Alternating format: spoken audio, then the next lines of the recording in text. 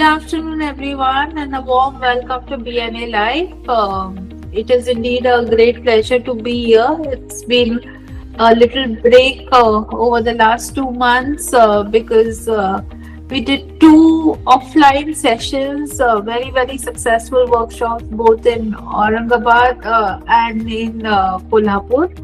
And we're back on the webinar mode. So for a lot of y'all who are joining BNA Live for the first time, the vision was essentially to foster nutrition education, nutrition literacy to both dietetic professionals, medical fraternity, paramedics, and the caregivers, especially in the field of enteral and parenteral nutrition. Vishaka, can we have the next slide, please? Vishaka? Yeah. So ideally, BNA Life, the founder has been Benjamin Ma'am, and so BNA literally stands for Benjamin Nutrition Academy. It's an NGO, and the mission is to actually educate patients, caregivers, and even healthcare practitioners, both for empowering better enteral, parental, and home-based care as well. Next slide. We are all very honored to have Ma'am being the founder, and Geeta, Dr. Richa, me, we all help as office bearers in the BNA Trust, so in promoting this entire journey. So about Ma'am, she has been, of course, a key opinion leader. She's been a mentor to a lot of us. She's had a long spell of 45 years in her career, starting from the TN Medical College to various places that she consulted, like the Jupiter Hospital. She was also the RD board chairperson for IDA, and has been an author, editor, publisher in various national and international places. She's also one of the most renowned teachers and goes as a visiting faculty in many places. So it's always a pleasure to read this biodata. She's also been a great mentor to us. Next slide. Vishaka. Yeah. And today we have a very dear friend, Sreemathy Venkatraman. Sreemathy is, we all know, is very one of the leading names in nutrition. She has a prolific knowledge and years of experience, which brings together a very practical approach. She We all know her as a clinical dietitian. She's also a wellness nutritionist at the Trustwell Hospital, Bangalore. She's been an NEC member of the IEP in India. She's also the chief program officer for the dysphagia core group at IPM. He was also elected as a board member at the European Society of Swallowing Disease Disorders. That's great to know. But most importantly, as us as dietitians, all of us want to have our own entrepreneurial venture, and so she's also founded Metabolic, which is Eat to Live. That's a nutritional consultancy, and she's quite a blogger. She's a vlogger. She does a lot of live streaming, which is, and more power to you, Sreemathy, for doing these activities, because I think more activities like these are required. And she's also done her master level specialization at the Cartel Northridge and the Seattle Pacific University. She's had several textbooks to her credit, and at Meet the Heart, she's also got the best promising nutritional consultancy by the Silicon India magazine. Wow, more power to you for that. And she's also had excellence and leadership awards from as a most trusted online nutrition consultant from in Bangalore from the Golden Aim Award.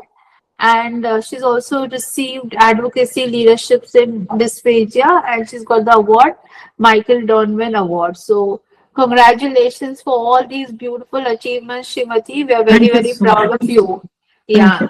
Thank you so Handing much, over the Nancy. session to you. Sure. Yeah, we're Thank really you. looking forward to hear from you. Thank Absolutely. you. I Thank you, think ma'am. Salome ma'am is in. Hello, Hello ma'am, ma'am. welcome. Hello, ma'am. Nice to see you. Good afternoon. Richa, Salome ma'am, both are here. So Salome ma'am, Oh, you're on Richa. mute. Hi, Can Richa. you say Hi, how are something? you doing? Nice to have you here. Yeah, thank you. Thank Salome you. ma'am, would you like to say something before she starts?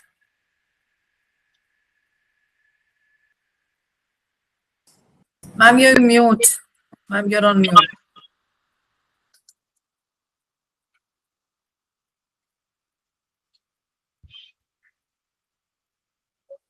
Ma'am, can you unmute and speak?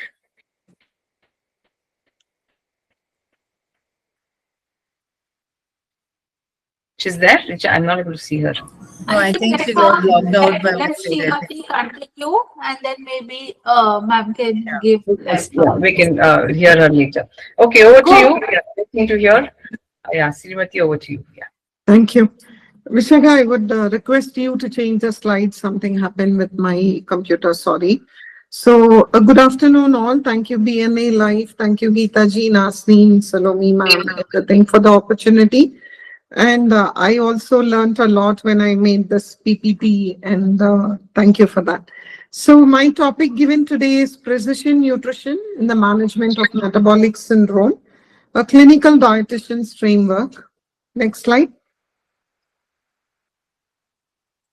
So let's learn today. What we are trying to learn is define precision nutrition and its clinical relevance, identify the metabolic phenotypes and metabolic syndrome, interpret biomarkers for personalized nutrition, apply phenotype specific nutrition strategies, implement precision nutrition in clinical practice.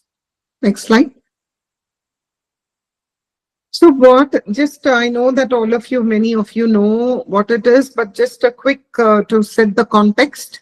Metabolic syndrome is a cluster of metabolic abnormalities, including central obesity, hyperglycemia, dyslipidemia, and hypertension. Next slide. So what this is associated with increased risk of type 2 diabetes and cardiovascular disease. You have seen many young people who are going to the gym, or some young, when you read in the newspaper that in the sports field or somewhere else that they have had heart issues and then they have passed away, sudden death, so many things. So we should monitor the abnormalities, metabolic abnormalities that is happening in our body. Next slide. So what is the diagnostic criteria according to the International Diabetes Federation?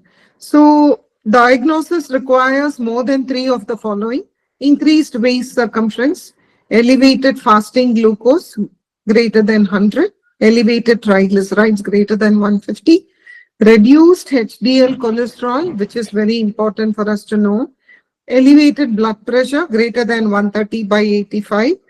Yesterday, it was in the one of the Hindu article, the stroke registry, they have written that because of hypertension, more than 60% of the patient individuals are having stroke. So the main cause of stroke across ages in young as well as in the elderly is elevated blood pressure. So it's very important to control hypertension. Next slide. So diagnostic criteria identifies the risk, but do not identify underlying pathophysiology. So when a client comes to you with all these blood test reports, you know now that nowadays there's some 30 pages of reports. When you tell them to do 4 things or something, they go for a package and they come with so many things like testosterone, estrogen, whether it's male, female, everything is done under the sun with all those graphs and other things. So yes, you have to know about this diagnostic criteria, but you have to identify the underlying pathophysiology, which is very important. Next slide. So this is done now. The global prevalence is 20 to 25% of adults are having metabolic syndrome. In India, it is 30 to 40% urban adults, especially increase in younger populations. We are seeing also stroke in young, cardiovascular disease, cardiac issues in young. The more younger the age, it is like this because of the metabolic syndrome. Next slide. Limitation of conventional nutrition therapy. So when they call me for metabolic syndrome, why did I say personalized is? No more we can just give a diet sheet which says 1200 calories, very low calorie, that they can get it in their chat GPT. They don't need us. What is the value add you are going to give them so that you can handhold them and reach the health goals, not just weight loss, but also BP or different things. So you have to set the goals right for them. The traditional nutrition approach only gives a uniform calorie prescription and a uniform macronutrient distribution. Now, as you all know, the AI will just, if you say this many calories, I'm a vegetarian, I'm a vegan, it just gives a 7-day meal plan. So it's very important for us to know the value add and understand the client sitting in front of you and give a very personalized nutrition therapy. Next slide. What is the outcome? There is a variable metabolic response among individuals. So when you give only a traditional nutrition approach, they will not have weight loss. They will maybe 1 or 2 kilos. But why am I coming to you for just 1 or 2 kilos? I know intermittent fasting. I know ketogenic diet. I know already. They have come to us only because everything else has failed to them. They've done everything under the sun. Intermittent fasting, keto, paleo. They've done what the neighbor is saying, when they travel in a metro, if somebody had commented about a drink or a juice in the morning, which is going to make them 5 kilos, weight loss, or make them look anti-aging. Nowadays, people come anti-aging. So it is variable metabolic response. You need to understand the psyche of the individual sitting in front of you and then cater to them accordingly and set the goals very clearly. Next slide. So what is different? What has become so different? We were doing this, I'm in this field for 25 years. Many of you are so experienced. What is so different now? Why everyone is talking about obesity? There is GLP-1, there is bariatric surgery, there is a balloon. What is so different? This has been happening for many, many years. People come to us for what is so different. Now obesity has been reframed as a chronic disease. It's no more just a an aesthetic issue. Emergence of GLP-1 therapies. Wherever you say people come to us and ask, ma'am, can I take a GLP-1? There was a client of mine who's very young, about 25, and he wanted just a 4 kilo weight loss, and he said that he was going to GLP-1. I had to convince him that, no, please don't do that. Even if you don't come to my program, just try diet and exercise and not go through the short route. Even if he's considering it, he has to go to a endocrinologist or a GP to ask for the advice and not just get it over the counter. Even recently, there was some incidents where a student had gone over the counter and taken a GLP-1. So this is not a shortcut. We also need to know how it works, how to correctly guide the client for weight loss. Less invasive bariatric surgeries are also there, where there is now different, not only the Roux-en-Y and the sleeve gastrectomy and things, but there are also balloons and other things, and there is weight loss. Digital health model, so many things. They come with watch, they come with a ring, they come with many things that is attached to it.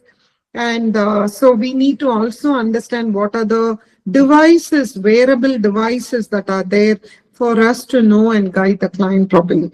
And this is an assessment beyond BMI. It's not anymore just a height, weight, and how much you are for your height, how much should your weight be, and just a BMI. Even the WHO has given guidelines where the waist and the hip circumference is more important, and definitely body composition. Next slide. What has changed over the years? There's so much food noise coming. Whether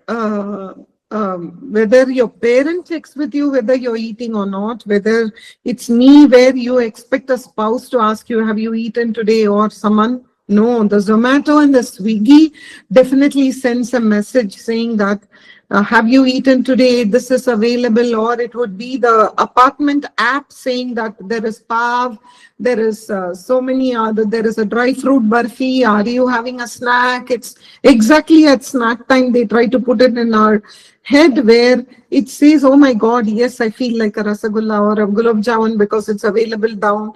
And different snacks are available, and they tempt us. So there's so much food noise. that is coming, and that really, so you are doing your work calmly, not thinking about food. You've had your meal, you've had your lunch, but suddenly there will be a message saying that, do you want this? Do you want that? It's so the apps are trying to sell things which makes us crave for something. So there is so much food noise that has changed. What is the other one is there is lot of things about myths and bad things being told about what do you say, carbs, proteins. People are influencing our food habits, and you can see in this photo there is a chocolate cake and he's putting strawberry the cherries on top and then different things, thinking that all this is antioxidant, this is fiber, this is color, this is phytonutrients, it is okay to have on top of a chocolate cake, and that to that bigger cake. So there is a lot of food habits that is being changed because of Western influence, because of media, because of Insta, and people do believe what is going on out there and believe that rather than a qualified person, which is sad, but we need to put our right information there as qualified dietitians and nutritionists. And the other thing is food identity. They come to you, they say, ma'am, I'm a foodie. I'm already a foodie. They name themselves that. They say, I'm a foodie. I love to eat. I have a sweet tooth. I always want a snack. I always have a sweet craving. And there will be some who says, my cook does it. I print it out and give it. I don't go into the kitchen. Everything is managed by her. And it is put in front of me, but I don't like it. I need different cuisine. So you have food. They try to give an identity to themselves, which is related to food, saying that I'm a foodie. I don't eat carbs. I don't eat, I don't eat different Indian cuisine. Rice is very fattening. I like only 4 times. I like a Mediterranean diet. I don't like this. So they themselves come with their own identity. So many things have changed for us to listen to them and then try to make a personalized nutrition. Next. Now, this is the most important. It's not just that they have anxiety, chronic pain because of inflammation, discrimination. Maybe they are facing some issues at work or at school or at college, or there is severe stress because now board exams are going on. So, due to cycle in our country where you go for coaching classes, you have board exams, and from teenage years, they are going for so many things from 7th standard itself. So there is so much stress, whether it's work and do not forget the homemaker. It is the most thing that is faced by the person who's managing everything at home. Kudos. But she has to deal with so many things. Let us be gender neutral, but let's face the practical thing. It is a patriarchal society, and the women has to take care of the children and the seniors at home, the parents also, whether it's in-laws or parents, and also the spouse and the food habits of the family. She's completely stressed out, and the work and managing everything at home as well as at work. So this plays a very important role, the anxiety. I had a client which said that, ma'am, every day at 11:30, 12, I order a Swiggy or a Zomato. I cannot be that because that is my time. I have 2 young kids. The whole day I'm running. That is my time. That is how I relax with my TV, and I need something which is hot. So I get my Swiggy or Zomato. It can be anything. It can be French fries. It can be anything. And even a single day doesn't pass where it is. And I'm stressed out because I'm a mom.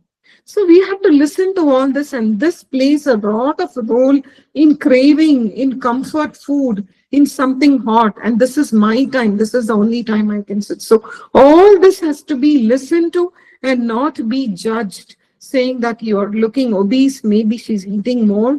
You know that people eat very less. It's not that we can't assume that. So let's look at why personalized nutrition is very important for us to have a value add and to reach the goals of the clients. Next slide. So role of AI and technology in precision nutrition. Why should they come to a personalized nutrition therapy from a qualified dietitian or a nutritionist? There is a CGM. There are diet tracking apps where you can just scan your refrigerator based on the ingredients over there. It gives a recipe saying what can be whipped up based on the ingredients that's there in the refrigerator. So why should they come to you for a 7-day meal plan? And it also, there are apps where you scan it in the food and it tells how many calories, macro, micros, everything. And there is, of course, there are things which says that you have to do a calorie. There is a lot of food apps that are there, and there is CGM, because they know if I eat this, this is going to trigger my sugar, what do you say, hyperglycemia or a hypo. So why should they come to you? There is a role of so many things, and the wearable devices where you can see that athletic girl running. So it's not just, it tracks her water intake, it tracks her heart rate, it tracks her sleep hours, it tracks her weight, of course, and her body composition. And also everything comes in her phone and things like that. And the steps they walk, everything is already there. What is the value add you're going to give?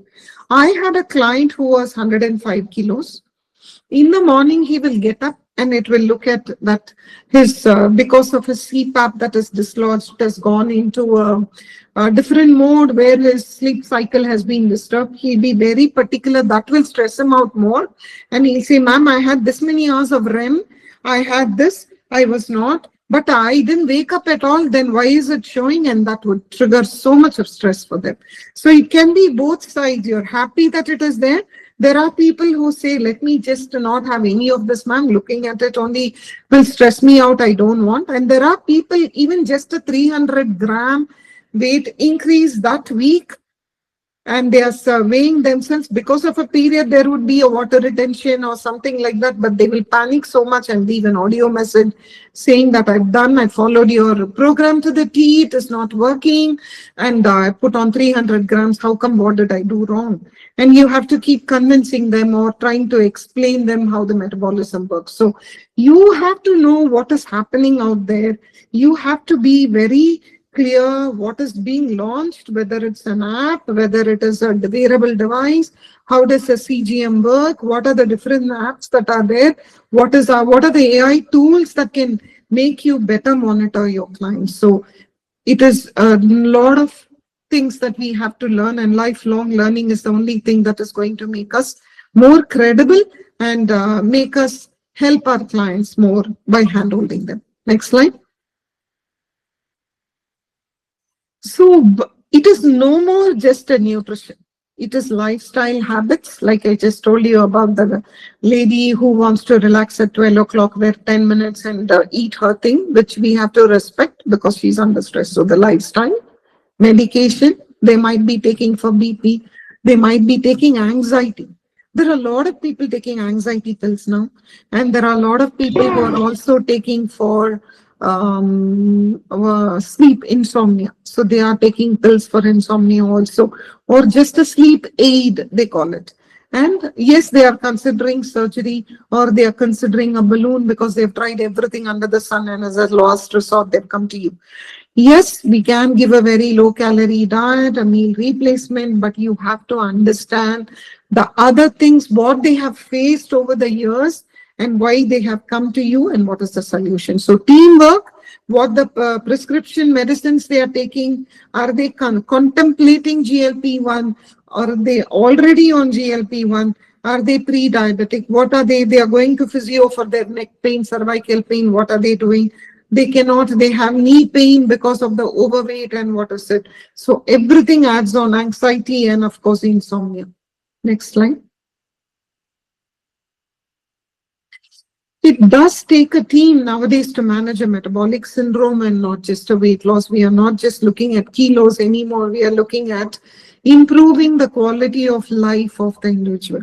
So it's of course dietitian, psychologist helps. Half the time we ourselves are psychologists, though we don't call them. We try to soothe them. We try to reassure them. We try to motivate them. We try to understand their problems. We try to, when they come to the weekly call, they will talk about their bad days. So we are half psychologists anyway.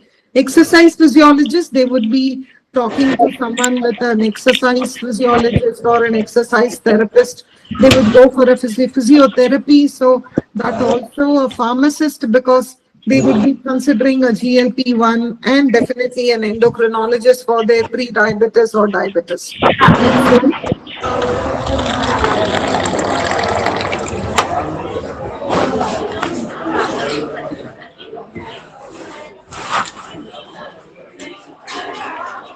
Mr. Rathan, please mute yourself. Thank you. Definition of precision nutrition. So now we found the context, what has changed. It's no more just a weight loss. What has changed in the modern life? Precision nutrition is the personalization of dietary recommendations based on the metabolic profile, the body composition, the biochemical markers, the lifestyle factors, and the precision nutrition integrates many things of this to give a better quality of life for the individual. Next slide. So you have to integrate a clinical data, a biochemical data, and a physiological data to have the metabolic syndrome issues to be taken into consideration. Next slide. Metabolic syndrome shows significant individual variability. There could be a person with PCOS who's come to you and has insulin resistance.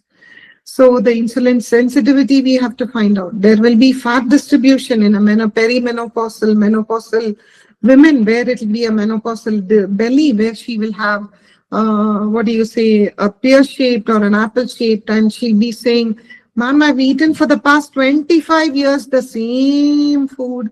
Why am I looking pregnant now, 6 months, and my stomach is jutting out? I feel so bad. I can't even wear a salwar.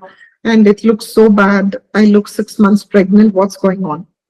Muscle mass. Yes, people on GLP-1, they are losing their muscle mass first. It's not just the fat mass. So you have to understand what, are they restricting too much of carbohydrates, only taking protein, whether they are on GLP-1 or not. But they are only eating protein because of so much noise out there trying to say protein, protein, protein. And they're taking only protein-laden meals, but the protein is being used for energy generation because they are completely avoiding a food group. Inflammatory status, there are a lot of people who will have pains, fibromyalgia, their high sensitive CRP might be through the roof because they would have some inflammation in the body. Because of gut health disease, they would have a flare-up of IBS, something which Crohn's would have flared up, and that also is paining for them, and they're very scared to eat, but they are putting on weight, and that also has to be taken into consideration. These factors influence response to nutrition intervention based on the history we are taking. Than a GP, we have to take so much history, which takes more than 30 minutes, starting from their childhood, what they have faced, and also try to understand the trauma that they have faced, emotional trauma. Today's article in one of the newspapers is a metabolic physician has written about why mental health is causing weight gain. Why that the adolescent is so much of mental stress that they are facing. Why no one is talking about mental health to look at their physiology, looking at their obesity, looking at this thing, and why is it completely ignored, and why that is why there is anxiety, emotional eating, binging, grazing, and things like that. So you have to really understand the person sitting right in front of you. There are many times when you talk and prod, they start crying.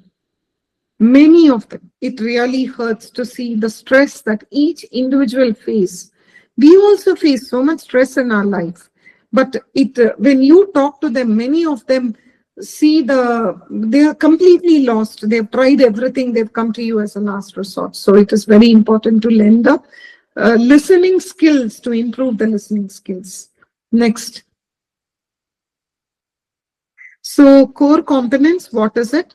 So you have to do anthropometry. You have to do a body composition, biochemical markers. The clinical history is very important. They will say, yes, I had pre-diabetes. Yes, my lipids were out of range, but now it is fine. But now it is fine.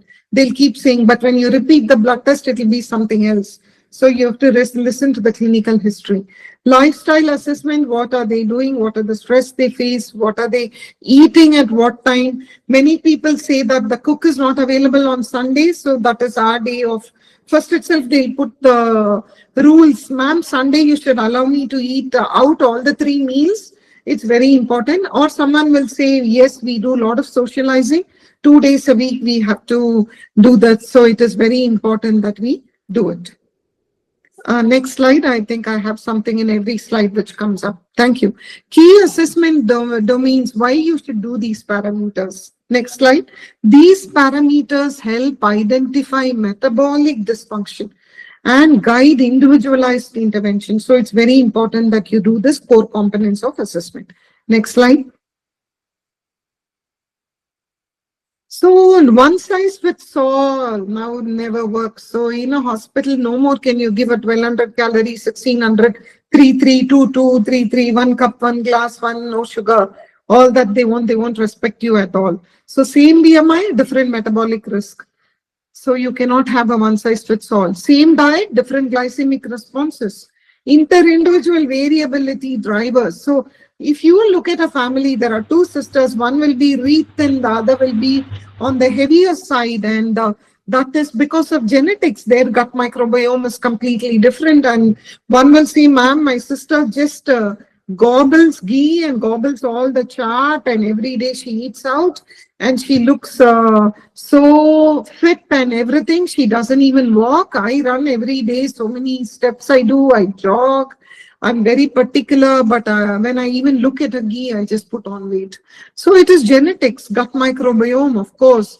Everything, our culture has given so much importance to the gut microbes, which is very important for not only metabolism, for mental health, and the way you digest and burn your food. Body composition, very important, because there are different fat mass. The women tend to have, some women more weight on the thighs and the upper arms, some on the hips a lot. And so it depends upon their hormonal cycle, their genetics. So that also is very important. There are people who say, ma'am, my birthday is in 1 month. I have to reduce this much. I wantedly bought a dress which is 3 sizes less. I don't know what you'll do, but there is a big party, surprise party planned by my family. It is a surprise, but I know that they are planning, but I need to get into that dress. And I don't know, it is not even going above my thigh.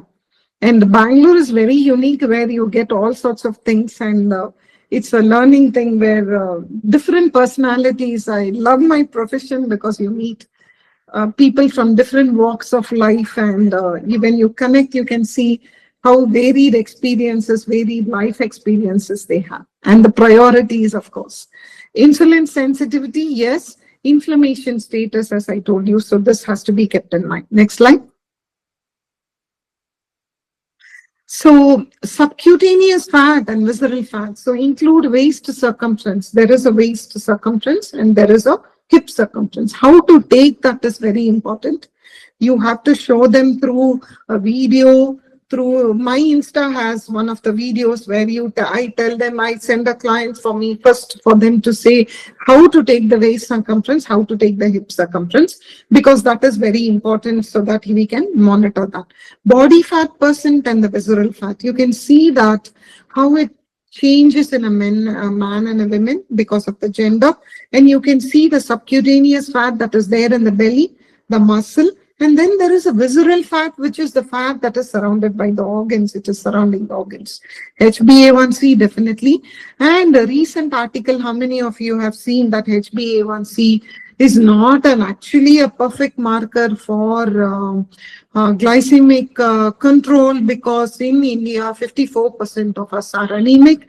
And there are papers which are recently published in less than a month that it cannot be only surrogate marker, but there are other things that we also need to look at for metabolic syndrome. Fasting insulin, HOMA, triglyceride, HDL ratio, all that has to be looked at. Next. So same food, different glucose, rice, the CGM insights. There is importance in diet planning. So when you want them to go, ask them from your side what tests you want. You can look at an HbA1c, you can look at a fasting insulin, a CRP, a triglyceride, vitamin E, calcium, B12 if it's a vegetarian. So it's not just only this, but I'm just saying some parameters. This also depends upon what is your client suffering from, their clinical history, medical history, and accordingly you have to give them a blood test that needs to be done. Same food, they will have different glucose responses. The CGM will give them an insight. They will give you a screenshots of it, a weekly graph, a daily graph. They try to share with you, and then they expect a response from you. So all this plays an important role in diet planning. Next. So you have to bear with me, Vishaga, one by one it will come. So when I pause, you give me the other one. So not everyone needs the same carb percentage. So example, if the person is insulin resistant, give a lower carb. Next, if it is sarcopenia, give a higher protein. If it is hypertriglyceridemia, give a carb restriction. If it is, so protein precision is very important in metabolic syndrome. So we spoke about the carb percentage. Let's look at the protein precision. Now 1 to 1.5 gram per kilogram improves insulin sensitivity. These are some of the guidelines. It preserves lean mass. It improves metabolic rate. Fat quality, let's look at fat quality matters more than fat quantity. You have to increase the MUFA, you have to give them omega-3 sources, if necessary, a supplement, and reduce trans fats and also ultra-processed foods. So the precision macronutrient distribution is very, very important. Look at their metabolic profile. Sarcopenia is a real concern. We are Indian phenotypes. There we have more fat rather than protein or muscle. Next. So the glycemic index versus glycemic load. So what you eat, the 10 chips you're eating, a donut you're eating, or are you eating dry nuts, a trail mix like nuts and dry fruits as a snack, or are you taking a grapefruit, or are you taking, because nowadays people want exotic fruits, dragon fruit, they don't want to look at a jamun, they don't want to look at our Indian fruit, sometimes they want a particular clementine, they want you can sometimes it when you want to order in our app, like it can be, I don't want to mention, it can be any basket. What happens is they have something called a curated thing. I'm ordering an orange, you have to give me a good quality orange. I don't want you to say, oh, I picked it for you, that is why it is more. That is how they are selling. So it is like, okay, this is curated, that is why you're paying 30 rupees extra for 1 kilo orange. But I'm ordering in your app, you give me good quality. But they are saying, you want good quality for sure, then you have to pay this much because I have picked it up for you. It is curated for you. So it is all euphemism that is told. I curated for you. It is the other one that they say, it is very individualized, personalized. Yes, that I understand. But a normal thing is made so many things, just like selling an apartment, I think. It will be a basic necessity that is there, but they add up saying that you have a balcony, you have sunlight, you have this, you have ventilation, come on. So it's like that has become nutrition, and also food supply has also become like that, where everything is exotic, everything is curated, everything is what do you say, individualized. I picked it for you. It is something like that. So it's like that. Glycemic index, glycemic load. You have to look at the fiber content, what they are taking. Indian cuisine, you can see, looked at white rice, hand pounded rice, millets, refined grains. It is very easy to say, but if someone takes a millet, they might have more constipation. If it is an IBS type of a Crohn's or a UC, they might not tolerate a millet because of the high fiber content. The gut mucosa is already compromised. So it is not a one size fits all. It is definitely what they are suffering from, and you need to give a personalized one. Next. Nutrient timing and metabolic health. We have spoken about Ayurveda believes from sunrise to sunset is the best digestion, but we eat properly only after 7 p.m. because we are running from the morning, trying to catch our metro or cab or things and trying to juggle work and home and including kids. They go from coaching classes to everything, including both gender running around for work as well as home, and seniors also where they have their own things to do. They are also definitely trying to do many things. So nutrient timing, and they say, ma'am, this is the only peaceful meal I eat at 9:30. So please do not tell me to eat at 5:30. It is like, are you giving me a coffee time something? I cannot eat at 6:30.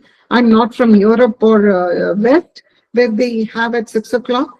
7:30 when I come from work, I eat my chai and some namkeen and some other sweet. And then only in the night I will think about it, or somebody will say after 9 we think about cooking, the couple, and then they whip up something and eat at 10:30. So it's a different ball game and we cannot judge them. We need to see what is it that we can adapt.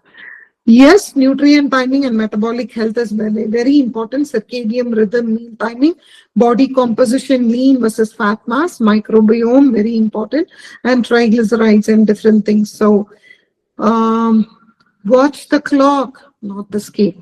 It's very important how we do that. Early, thank you, Vishaka, for this. Next slide. So early time restricted feeding improves insulin sensitivity. This is a very good paper. Please look into this. Restricted improves insulin sensitivity, blood pressure, oxidative stress, even without weight loss in men with pre-diabetes. So the postprandial insulin comes down, insulin sensitivity increases, beta cell function improves, the blood pressure goes down, the oxidative stress comes down, and the appetite in the evening also comes down. It's because you're starving yourself, not having, looking at an actress who takes a tea in the morning and without a sugar, but by the time it's 5 o'clock, we are standing in the chart stand looking at a Golgappa. So this, there are a lot of papers out there. And one more thing I want to say is they will say, ma'am, I've tried 8-12 fasting, 16-hour fasting, intermittent fasting. They know the Bible about it. They will come and give you gyan so much about intermittent fasting. But that also doesn't work. And then they call themselves as, ma'am, can I have a cheat meal? Can I have a cheat meal? I don't know what it is like. Cheat meal. I will tell them, please understand, don't call it a cheat meal. Call it that, yes, you're giving yourself permission to indulge that day with your family or when you're eating out, no problem. Don't call it as a cheat meal. If you're going to, who are you cheating? Your body, your mind, yourself? Who are you cheating? Don't call it a cheat meal. Otherwise what happens is they are so well for 6 days, they wait for the 7th day and they gobble. So they say, I wait for my Sunday, ma'am, that is my. So they are not happy with what they are eating. Unless you are happy, psychologically satisfied, you cannot see results because it won't be sustainable. Otherwise, they can go to some other resort, get their massage done and get that 3 kilo weight loss, which is not sustainable because they come back and they do their thing. So they are looking at you for sustainable weight loss. So behavior, changing habits, eating food habits, that is the most important. Next time. Reduced appetite does not mean reduced requirements. So suppose if they are taking, some pills or injections, or if not also, they are thinking that I'm used to fasting, I'm used to reduced appetite, so I don't eat, I eat only 1 meal a day. They look at stars, they go into 1 meal a day. And there are people who say, ma'am, I should lose weight, I should not lose in my cheek. I should look very young. I cannot lose here. They put their hands like this and say, I cannot lose weight here. I said, please go for a liposuction. Don't come to me. I cannot do this. So there are a lot of things that happens already. They will be very strict. They take only 1 meal a day. They are on liquids. There is a reunion coming. They'll be on 1 week of liquid fast. All sorts of things will be happening. So reduced appetite does not mean reduced requirement because you need to give all the macros and the micronutrients. We are there to give no fat diets, but a balanced diet, which will nourish them mentally, physically. Sarcopenic obesity is very realistic here, especially when a 45-year-old, a 40-year-old, it can be even a 30 who comes at, and you can see the muscle is really bad. So excess adiposity, reduced muscle mass and function. How does it develop? Because of aging. Definitely inactivity. We are not a sports type of thing. We give a lot of importance to education, which is very important, but also the physical activity in a PA period is taken away from them for doing notes or catching up with the physics lesson. I don't know. Many things I've personally faced it with my children also. Inadequate protein, yes, there's so much buzz about protein, but you can get your protein targets with vegetarian, vegan, no, it doesn't mean that non-vegetarian. So there are people who come to me and say, ma'am, I was asked to take 6 to 12 eggs a day. What DME will they have to digest 6 to 8, 12 eggs on a vegetarian who has been vegetarian all throughout his or her life, and they are trying 2 to 3 eggs, and that causes them rash, that causes them bloating, that causes, if someone tells me take an egg for protein, I'll say just please go mind your own bloody business, because it really irritates me when some doctor writes saying that increase your protein, take this many egg whites, try chicken if necessary, but at least egg is the best source of protein. You have to. It cannot. We have been standing for centuries as vegetarians. We can do it. Respect their habits, food habits. But if they want to become an vegetarian, that is up to them very much. But if they come to you saying that I saw a sports star, they are vegan, I saw a star, there's a 1 meal a day, I won't try to convince them in a way that it will suit them and the goals are set clear. And rapid or prolonged energy deficit where they don't take rice at all and they tell with so much pride that they don't have any carbs, then there is a lean mass loss, weight loss is there, but they regain, and where the fat is greater than the muscle loss is more, the fat is also, it along with the fat, the muscle loss is also there. Next time.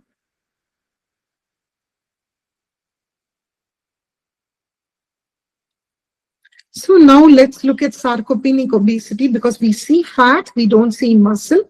This is how the screening is made. There is a high BMI or a high waist circumference. So it's very important to know how they are measuring with their inch tape. Clinical symptoms, fatigue, and also there are a lot of questionnaires that are available online. It's really good. Look at it, but it is about 10 pages long. I don't know whether our clients will have the patience to do that much questionnaire. Maybe you can ask in your first call as a pre-consult what are the things they are trying to make it as a mini short form or something, but there are available. Altered muscle function, you can do a hand grip strength in your clinic.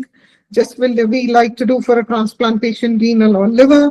You can do for geriatric patients also. Knee extension, you can do a chair stand test. All this can be done. Step 2, there is an altered body composition.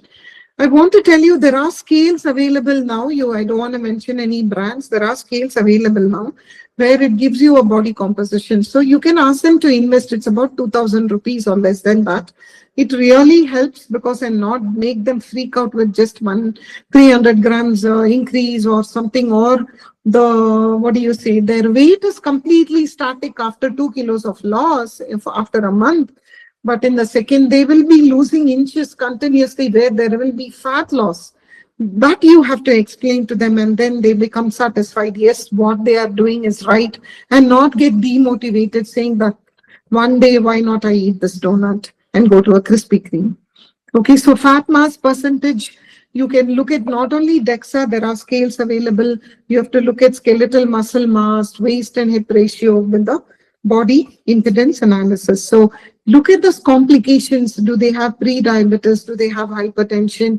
Are they frailty? In elders, you have to look at their frailty. Are they walking? How is their speed, their gait? Ask them to walk a few steps or watch when they walk and come to make sure that how there is their fear of fall, their fear of things. So frailty is very important, and the complications that they face, are they doing anything?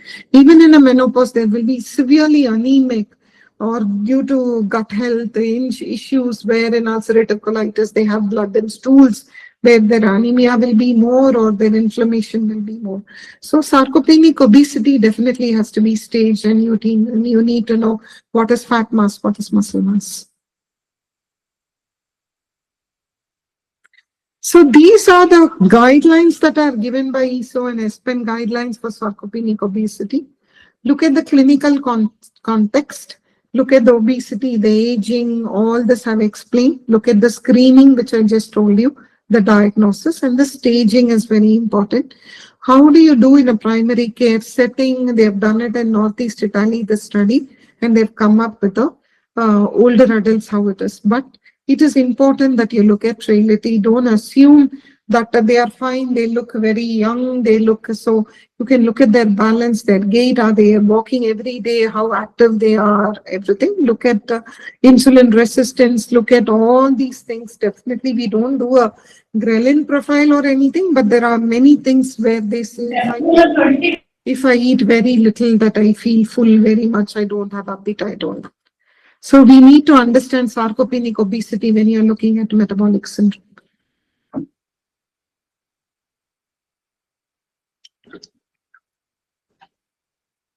Excuse me, strategies to protect the body composition. Protein intake 1.2 to 1.6 gram per kilogram. Obesity adjusted body weight. You have to personalize it to each patient. Prioritize protein on your plate. Aim for even distribution across the day and not just take a sabudana khichdi and a poha in the morning or an idli or a uttapam in the morning. So the other thing which I really want to tell you is there are a lot of students here and other things. In my experience, in my thing, just my 2 cents worth. You talk to them about their food habits, understand the Kerala cuisine, a Tamil Nadu cuisine, a Maharashtrian cuisine, a Delhi cuisine. You have to understand everything. You have to know Assaman, you have to know Palya, you have to know Avial, you have to know Kute, you have to know tomato saar, you have to know every single thing, a masala khichdi, a pongal. So you have to know definitely the food habits that they eat, what they have grown up with. We are strong because of our diversity, because of our language. If you talk to them 2 lines in their mother tongue, it can be any hep people also. They will think, oh my God, she understands me. So that means she will understand my food habits. So the more language you're going to learn, it's going to help you a lot. So Chenagidira, Epdi Irkinga, everything should be in between some things based on their last name or whatever. They are so happy to know that okay, she speaks my language, she understands my cuisine. Otherwise, you will not know what it is, what is it. So that is very important, especially even for gut health, because I need to see what goes in a tomato saar, what goes in a nosaman, what goes in a dal, what goes in a masala khichdi, what goes in a normal khichdi, what goes in a pongal, though I belong to that thing. But it is very important to understand cuisines. And this really helps you to understand the client, and they really connect with you, because half of it is PR, psychology, how you communicate, and that is very important. So strategies, soft, easy to digest protein. Many people have bloating when they take a legume. What are the things that they can add to it which can help them digest better? Nuts, if they love meat, there are a lot of people who like meat. There are people who love eggs, but they can't eat more than 2. Listen to how they digest the protein and take it up. So refrigerated leftovers, there are people who say, ma'am, I cook only every 3 days. Me and my spouse work. It can be both genders. And what is the meal prep? Can I do a refrigerated leftover? Give me meal prep. Give me only 3 days, but that 3-day cycle should be there. We love leftovers. I can only do it. I put a label. I just put it inside. And every 3 days we cook, so that we focus on our meetings and other things. So that also has to be taken. So it can be a roast chicken, it can be turkey, the beef, the chicken biryani, whatever it is. The abroad clients also will say, I have a Delhi roast, I have this. So you need to understand what goes in, what is available. Many cuisine, even I'm not saying everything we will know. If they give a just some words, then you can do it and see what goes into it and you learn. So it is very important that way. Nourishing liquids and smoothies, supplements, if necessary, they will definitely already be taken some 6 supplements or whatever. And there are people who say, I don't want to do anything artificial, everything should be from the kitchen. You have to understand the psyche of the patient. And of course, very low calorie diet or very low energy diets. Next slide. Yeah. Weight loss induced reduction in fat-free mass with dietary protein and exercise. When you have 100 kilogram individual with diet, you can see how the fat masses and the fat-free masses, how he or she becomes a 75 kilo. With the diet plus protein, what is the metabolic profile? You look at it, how they are doing a fat mass and a fat-free mass. With diet and exercise, how the fat-free mass goes up and the fat mass is less. So it is important. So this is why we need to know metabolic condition. It's not just a weight loss anymore. It is the body composition and what protein, what carbs, what fat you're giving along with the exercise, along with the movement, how you're going to reduce the fat mass and increase the lean mass and the skeletal muscle mass and of course the fat-free mass. Next slide. Strategies to protect body composition. Let's take somebody from a GLP-1. I have a couple of people, clients on GLP-1 who have come to me. So they exercise aerobic to protect their body composition, 150 to 300 steps a week or 300 minutes a week or 300, whatever the aerobic thing, moderate intensity. They will always tell you about the light intensity. I do strength training. I do what Deepika Padukone does. I looked at Alia Bhatt. I told my gym instructor that this is what I want. They are hanging from the ceiling. I want the same thing. I told them I changed the gym because this gym didn't have it. And they will go. So there are a lot of things out there where people are very important for them. So when they are investing on money, on time and effort and body with their weight loss injections, yes, they have to give importance to everything. 2 to 3 sessions per week, resistant training, seek guidance from a physiotherapist, exercise physiologist, or a fitness expert, refer them to it, or they would have their own gym instructor. That you raise any concern about body composition risk with the multidisciplinary team. So if I have someone who says, and the physiotherapist also will speak to me in a separate call, they will tell, ma'am, his lower body is really bad, his calf muscles and his thigh muscles has no, protein, no muscle at all. You need to, yes, I'm working on his lower body, but I just wanted to give you some update on this. Can you do something about it? So it works, and the client is also very happy that the whole team is working for them. So raise any concerns about body composition risk with the multidisciplinary team. Rapid weight loss, especially when protein and exercise targets are not being met, when they reduce about 5 kilos, 6 kilos, 8 kilos on GLP-1 the first month, it is definitely they lose muscle loss also. So you need to make sure that they get adequate protein. Reported loss of strength and physical functioning because of the side effects of severe nausea. They have some people develop rash. Some people, they would have eaten fish throughout their life from young age, from 1 year. But now they'll be 50 plus because of medication. We don't know. Suddenly, whenever they eat fish, they go into severe allergies. So we don't know. There are a lot of things out there. We need to listen to them. Reported loss of strength, physical functioning. Because of nausea, because of vomiting, because of low energy level, they don't feel like exercising. That also need to be addressed. Change in clinical condition. Suddenly, they were not just on GLP-1. Suddenly, someone is on a diet. You cannot say diet. You have to say right way of eating, healthy eating to improve their health codes. Suddenly they would have got a inflammatory condition. They would have got a H. pylori infection. They would have got something like an autoimmune would have flared up. When they would say that 10 years ago in my 30s, I had one migraine episode. But now in my 50s, it's all come back. And suddenly, after starting this diet, I don't know why this has come back. Maybe I'm not eating sweets. My sugar is, I would have told them not to eat sugar, but for a sweet craving, I would have given them something else. But they will say, winter good ka sweet to bahut acha hai, ma'am.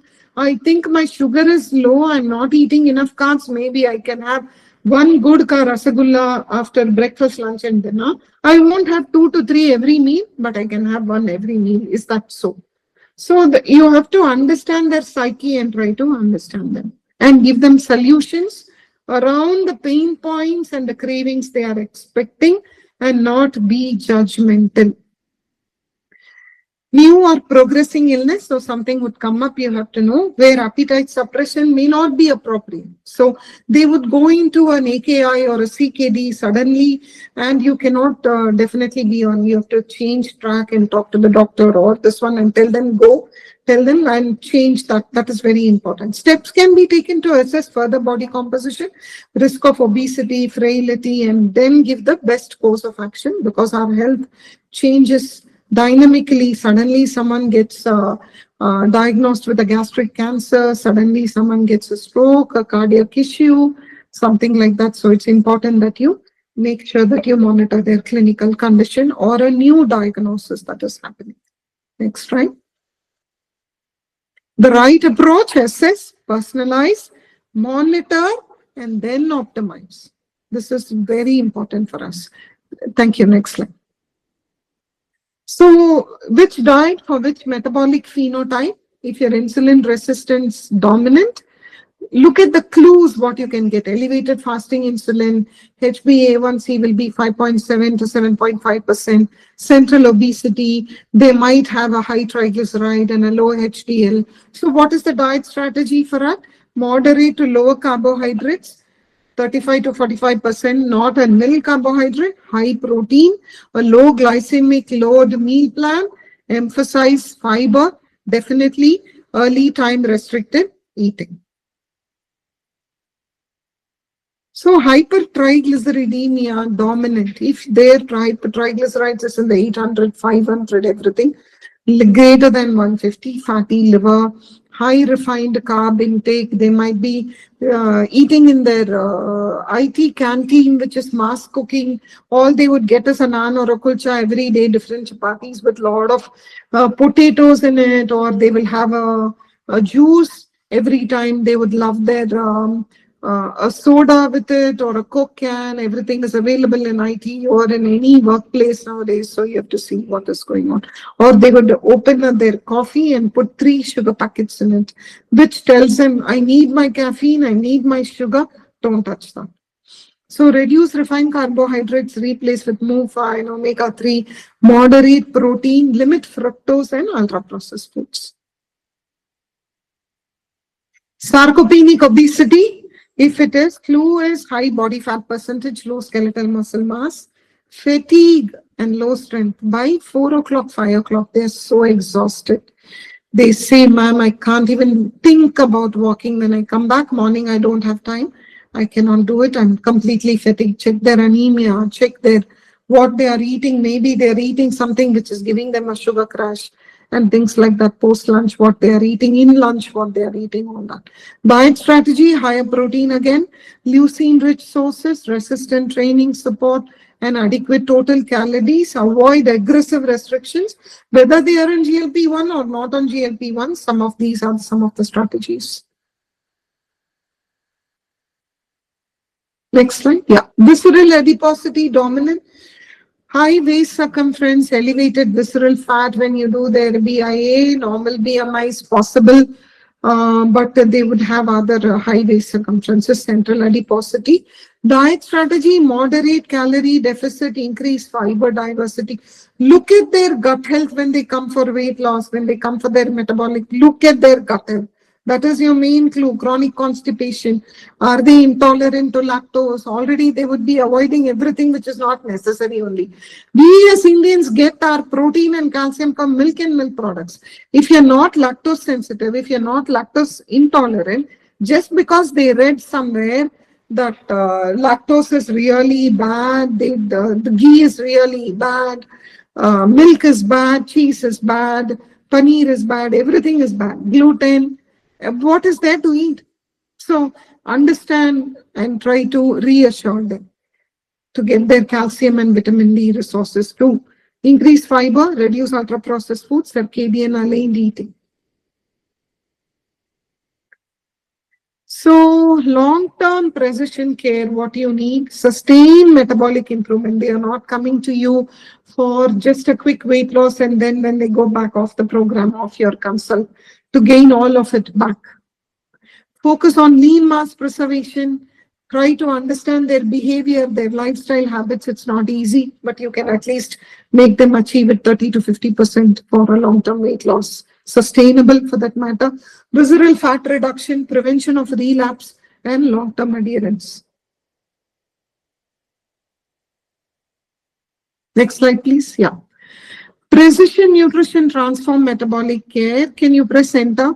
Understand the individual metabolic diversity. So it is very important. Can you press enter, please? Understand the individual metabolic diversity. Vishaka? Yeah. Thank you.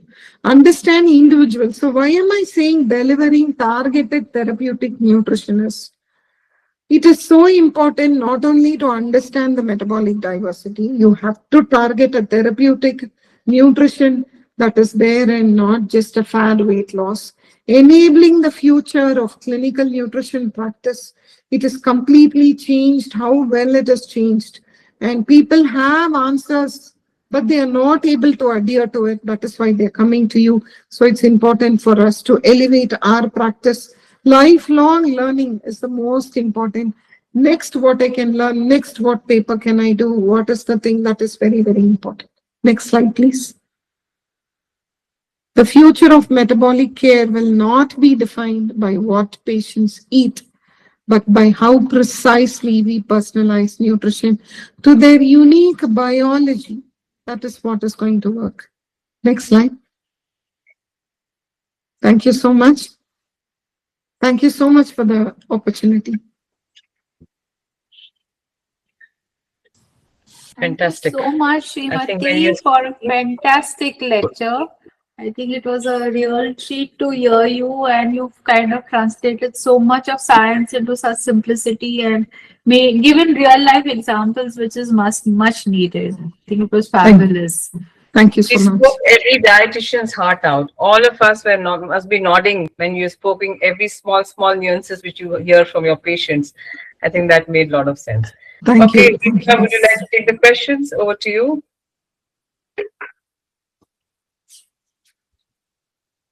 Risha? Okay, so a few questions, Sreemathy, in our chat box. I think you would be happy to answer them. Yes, Uh, sure. Can you throw some light on some diet charts for new weight loss medication, GLP-1s and all? What is your take on that, and how do you really give your counseling on that? So I have some GLP-1 people. For some, there is absolutely no side effects, but for some, there is a lot of side effects. They get rashes. So it is not a one size fits all. So understand first their side effects. Look at their rapid, is it a very rapid weight loss? Then look at their lean muscle mass. So definitely have a baseline when they start their program. It depends on weekly injections, daily injections. There are tablets and other things, but there are wonderful guidelines that are available. Who should take a GLP-1? WHO has given a very correct guideline, and you can see, and there are a lot of papers out there. If you want to, I will send it to Vishaka, some GLP-1 things. I will write it down, and so that I can send some papers which helps in making a personalized thing. So definitely first is side effects. Look at their baseline, look at their rapid weight loss and their goals, and give them according to their metabolic profile, whether they are on GLP-1 or not. I've given you that high carb, low carb. That is why I had put it so that people will understand this. Correct. I think sessions are available on the YouTube too. You can go back there if you want to, because one of you have asked for some calorie requirement slides. So you can see there on the YouTube. She has again mentioned it that she'll send us some papers, so we can always connect to the papers with her too. One question was fasting. Just to extend the same question. First of all, wonderful, very comprehensive presentation. Thank you, Sreemathy ji. Next, just wanted to know on the GLP-1 itself. So weight regain is often seen after the therapy is stopped. Since you had some clients that you've been seeing, how are you putting them in the real world scenario? How are you putting them into the maintenance phase once it is either getting titrated to lower dosages or probably getting stopped? How and what are you seeing in your experience? Okay, so when they come to you for a GLP-1, it is very clear that behavior, just like a bariatric surgery, if it is a behavior and their lifestyle changes, then only they're going to have sustainable weight loss. They are not doing a magic wand. So we are going to tell them this is what you have to continue lifelong healthy eating with indulgences, with occasions, festivals, everything, but not look at a cheat meal or a craving. Yes, address the craving in a right way, psychologically get satisfied. So the behavior and the lifestyle has to be done throughout, and not look at after that coming and saying that everything came. Yes, it will come back. It is there throughout the world. That is what they are doing. You will not believe, Richard. The thing is, in Bangalore, there are a lot of GLP dermatology packages where, because they have lost weight in the cheeks and they have lost weight, there are Botox available just for your face, and they are minting. So you cannot have unrealistic expectations. Let them not come to you saying that I want to look, yes, but be very clear what is that. Unless there is a behavior and a lifestyle change, I will not. Now you're not eating is because you have nausea. You feel your gut motility is slow. So you're unable to eat it. Once you're going to stop it, all that appetite is going to come back. Just like a sleeve gastrectomy, in 2 years, you're going to get everything. 80% of them get it back. Unless the behavior changes, how you understand this is not, it is not this. That is what it is going to be. Fine. Okay. Fantastic. So somewhere I think these questions are day-to-day questions for all of us. There's also a question on fasting insulin, HOMA IR. Do you regularly check it?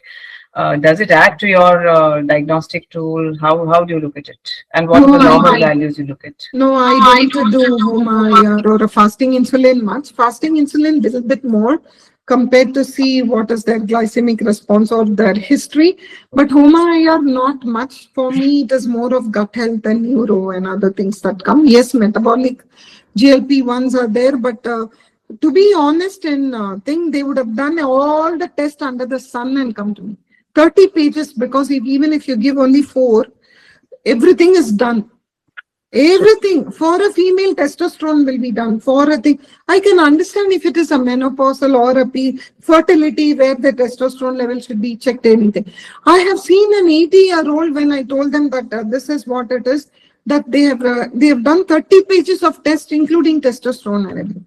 It comes in a package. Exactly, that's what they are saying. No, ma'am, just and by 30 pages, some doctors comment in conferences or in their talk. Please don't show me 30 pages. Just take from that and give me only that. Because I don't have the time to go through all the 30 pages. What is important, I miss it. So that is why it is very important now. And also unnecessary blood tests. So it is definitely individualized depending upon the insulin resistance. Their fertility, yes, I look at their fasting insulin, their other things, and then do the HOMA IR and other things. Wonderful. I think Salome ma'am, would you like to give your inputs? Yeah. But another test I want to ask about FIB4. Are you recommending on a routine basis FIB4? What is that, Richa? FIB4 is the fibrosis for which is being done. Basically, for all your mast cell patients who are coming. Yeah. For the liver. It has been routinely seen. But in our hospital practices, it is still not seen. That's why I was just checking whether you are seeing. So if I say, if they come with a fatty liver, grade 1, grade 2, then I tell them, yes, please do a fibrosis scan. Yes, I do tell them fibrosis scan because that is very important for them to know the risk of cirrhosis and other things. Because you know that it will be a middle-aged man, no alcohol, yes, but metabolic associated fatty liver disease will be there and it's very much on the rise. And it's better to do a fibro scan. Yes, I do. Based on the person, central adiposity, they already had 2 years, 3 years before fatty liver grade 1. Then now if they do it in an ultrasound just like that, it would be a grade 2. I'll say better to do a fibro scan and come to me. Yeah. Perfect. Okay, would Salome ma'am say something? Is she there? Yeah, ma'am, over to you. Hello, Sreemathy. Thank Ma'am, you so hello, ma'am. much. Thank you, ma'am. Welcome to our channel, and we're very happy to have you. And thank you for that informative and strategic planning for nutritionists and even for the budding dietitians. So it's you have really done it very comprehensively to cover almost all the aspect, right from the uh, regular diet from the until the GLP-1 strategies. So Thank it's you, very ma'am. nice. And what I would say to our girls is they everybody wants to be very quick way fixes, quick weight loss, and they lack these strategies. So when you take the history is very important, as you say, the 30 minutes first should be taking history, and that is what I would reiterate, that everybody should spend time taking history and listen to the person what they want to say, and then give our advice, because today's clients are knowledgeable. There is AI, there is the lot of evidence-based papers, and they have also learned from each other, peers and colleagues. So that is why we have to listen to them first. And in spite of that, they've come to you. So they are expecting definitely results and sustainable weight loss with a good microbiome or metabolic status. So that is why I think we as a nutritionist should look into these aspects with history and then targeting each important history which you have taken into the planning. So that is what we need. So I think you have covered everything, and I don't have to add much. And of course, there are many questions which, and yes, evidence-based papers like what you said, we would definitely like to have and circulate among the audience, because instead of listening to one another, and there is a lot of hype for these GLP-1 and other things, we should be uh, deciding. If patient already comes with a GLP, okay, you treat. But if patient is coming to ask you whether they should go for it, then I think we should be looking at them at a differently, and whether they actually need these therapies or not, and how sustainable they will, and what is their profession like, what why they want these sort of weight losses. As rightly said, for allergies, yes, not only with GLP-1, once you cross menopause and at certain age, you also have a lot of intolerances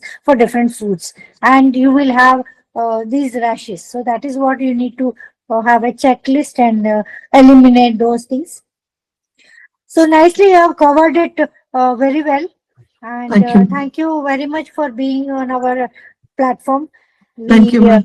really were looking for somebody to compile everything and say, of course, Dr. Geeta and others also do that, but this is needed at different interval to our dietitian audience, that they really go as a systematic and sustainable way they can do in their practice, so that we can differentiate ourselves from other quack Exactly. people or whatever it is, because otherwise we know the market how it is, and how why the client should come to us when there is a different diets available, and people are there everywhere to give you this advice.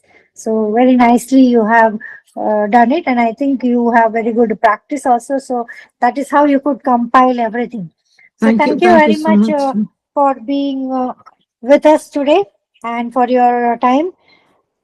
uh, Thank you, ma'am. Thank you so much. yes, thank you, Geeta and Asmin. You rightly said that how we have to differentiate from others as Yes. qualified dietitians. You rightly put Exactly. it, You have ma'am. to stand out, because there are qualified dietitians, but then still they are also not going it as the with sustainable weight loss, and not able to make that impact on the patients. So patients are going to pillar to post like they do with the doctors.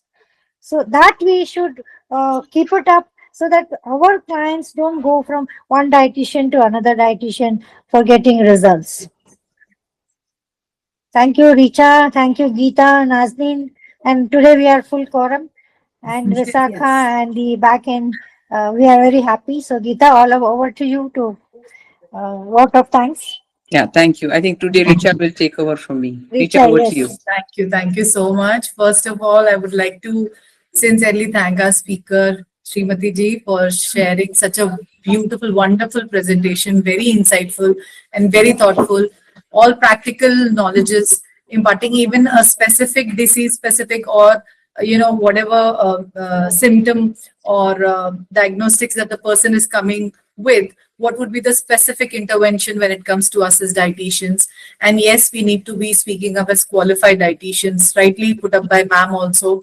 And definitely BNA Live being a wonderful platform for learning and for our professional growth, it means a lot. So thank you so much for being there on this platform today and for making it truly so impactful for all of us. Thank you to Salome ma'am, Dr. Geeta, Nazneen, and all our BNA Life team who is working at the back end also, Nitin Gandhi ji, Advait ji, Vishaka, and all the others who are working with putting in so much of efforts in getting more and more of such learning sessions for all of us here. It's a delight having these sessions, and I think this was a much awaited one, like rightly put up by Nas. Looking forward to the next session next month. Any inputs from the audiences, we would love to share. Please share with us so that we can come up with those sessions that you would request. All these sessions are also available on the YouTube, on the website, sorry. So you can get back to these sessions later on to refer back and probably implement in your practices. Hoping that all of you are also enjoying as much as we are enjoying, having all these sessions for all of us. Thank you so much, everyone, for making this session such a great success. Thank you again. Thank you. Thank you all for this opportunity. Thank you, BNA Life. Thank you so much. Thank you.